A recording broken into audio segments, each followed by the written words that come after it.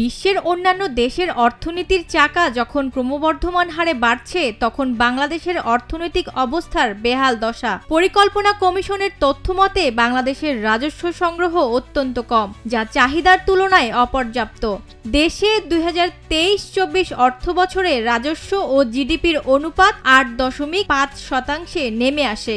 এ সময়ে কর জিডিপির অনুপাত 7 থেকে 8% মধ্যে স্থবির হয়ে পড়ে। সর্বশেষ গত বছর 7.4% নেমে আসে। এটি বিশ্বের মধ্যে সর্বনিম্ন এবং দক্ষিণ এশিয়ার সমকক্ষ দেশগুলোর অনুপাতের তুলনায় উল্লেখযোগ্য কম।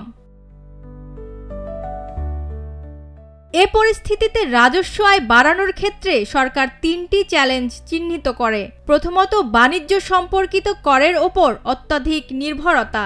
দ্বিতীয়ত, একটি মূল্য সংযোজন কর ব্যবস্থা থাকলেও সেটি অসংখ্য ছাড় এবং সংক্ষিপ্ত হার দিয়ে চিহ্নিত, যেটি দারিদ্র্য বান্ধব না হলেও রাজস্ব আদায় বাড়াতে কাজে আসছে না।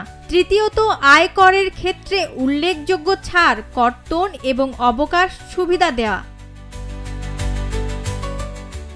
বাংলাদেশের রাজস্ব আদায়ে গতি বাড়াতে বড় উদ্যোগ নিয়েছে সরকার। বিশ্বব্যাংক থেকে 1000 কোটি টাকা ঋণে শুরু হচ্ছে অভ্যন্তরীণ রাজস্ব সংগ্রহের সক্ষমতা বৃদ্ধিকরণ নামের একটি নতুন প্রকল্প।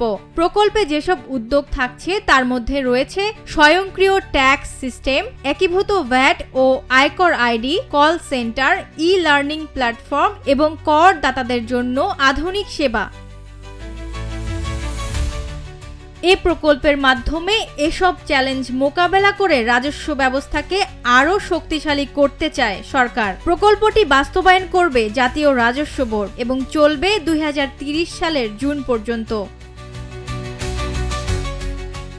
রাজস্ব আদায়ে কতটা সফল হবে এই সরকার, উত্তর দেবে সময়।